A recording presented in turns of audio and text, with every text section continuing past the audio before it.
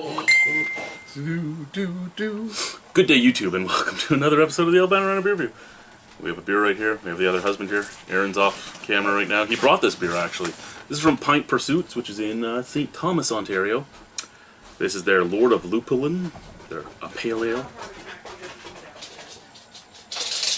Oh no, there's been a dog released. It's okay, he's just going to lay there and lick his own nuts, so it's okay. It's a lot like China that way. I didn't think you'd be that flexible, but this is 5.4% after marriage for a while. 5.4% alcohol. This has Vermont yeast. It has Mandarina Bavaria, Azteca, and Centennial hops. And yeah, we have a fairly normal malt bill, other than maybe Golden Promise and wheat. I mean, wheat's normal, but it's not always in a pale ale. So yeah, and hops. Ooh. it's an interesting combo in that beer, that's for sure. This beer may make one to invade other countries. It's gonna have some Vermont yeast. But yeah, I was gonna say the eastern side of it will contain you down, so you don't actually want to invade anybody, though. Yeah, It'll pacify you. to bring out the Democrat in you. Exactly. Yeah.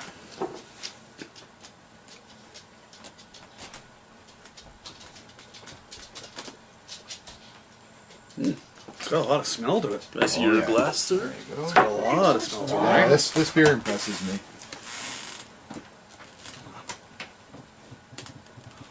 Now, you were mentioning that you've had a couple cans of this.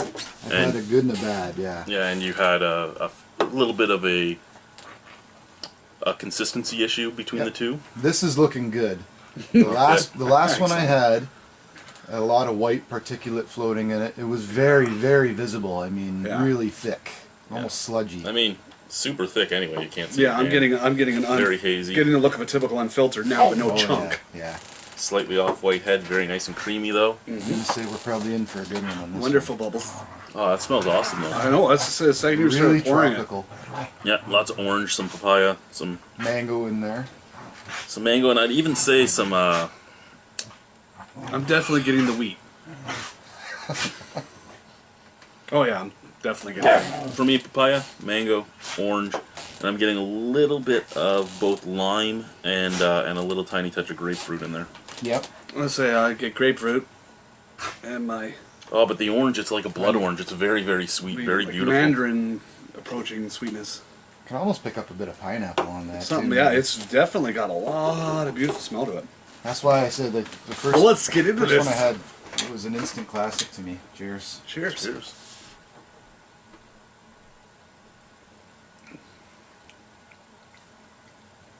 That's full of flavor. That's a nice beer.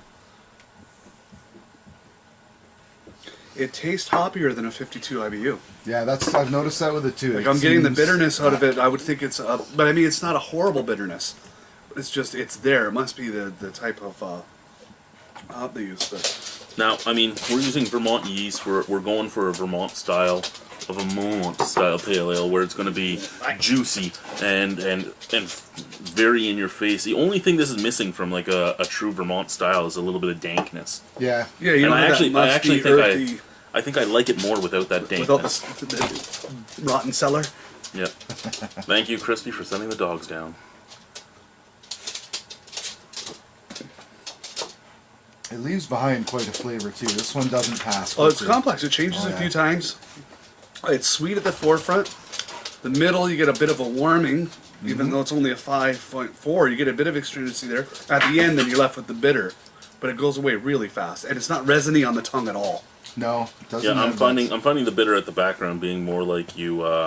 Like I'm getting that blood orange flavor up at the forefront, that very sweet blood orange, and at the back I'm getting that oily, resiny, bit into an orange peel type of taste. And it does linger a bit, but it's not overwhelming. No, Yeah. Yeah. and it doesn't build. It's not like some IPAs and some pale ales where each sip the bitterness gets Yeah. worse. Worse, yeah. It's punches actually you, so it just punches you in the face. yeah. Very nice.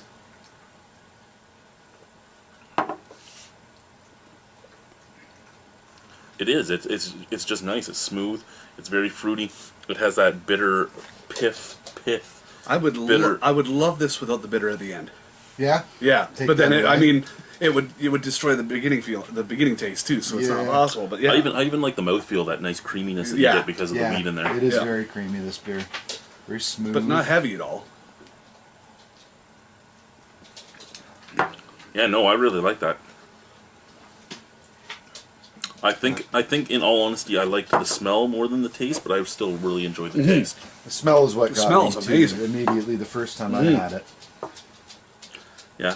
So overall for me, smelled amazing. Smelled like all different types of fucking tropical fruits and all that. For me, taste wise, mostly orange, and then the I just bit into an orange peel to get it open because I'm too dumb to use a knife or anything. You know, I still do that. Ah, why did I do that?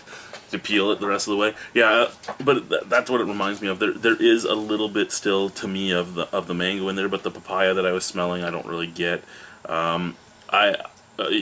You said you smelled some pineapple. I didn't smell it until you said it, so it might have been psychosomatic. That I actually didn't pick it up, but as soon as you said it, I was like, oh yeah.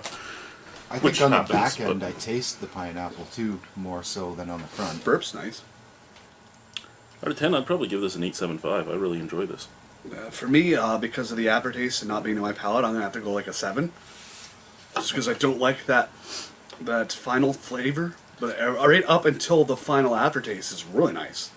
And I'm the opposite. I like a bit of bitterness, Yeah. and for me to get it in a pale ale, it really stands out to me, and it became an instant favorite as soon as I had it the first time. So I'll go up as high as a 9 on that. Alright, and a lot of brewers do talk about pale ales being the most common denominator style, but also at the same time a good measuring stick. Because if you can't make a good pale ale, Yeah, you're you not don't- usually going to yeah, be able to do anything other else. thing. And Yeah. it stands out from other pale ales. It does. That's It's a not unique drink. It's Yeah. not. It's not Yeah. like every pale ale that comes to the LCBO right now, which is just the Ontario pale ale that basically has the exact same flavor. Yep. And I know I'm going to get this. They don't all taste the same. No, they don't. They don't. That's but why they we have do very this. common characteristics. Yes. And this is going in a different way. This actually reminds me a lot of High Roads Bronin. I don't Yes, I've had that. I know. really, And really High Roads liked it. Bronin would be more what you wanted. It's just juicy. Yeah. It doesn't have that bitter on Yeah. the back. Then it's actually considered an IPA too. Yeah, like I say, and it's less bitter. So to than me, this. this I'm is sure it approaching is. an IPA. Yeah, it's kind of. It probably should be listed as an IPA, really, but Yeah, probably because the IBUs under a certain amount, they Yeah. whatever they don't do, or that's tricky though because it tastes. yeah, like I mean, it's A higher hoppy, but it's IPA. not kicking the nut hoppy or Yeah. anything. Thank you, YouTube, and thank you, Aaron. Cheers. Bye-bye. Think, buddy.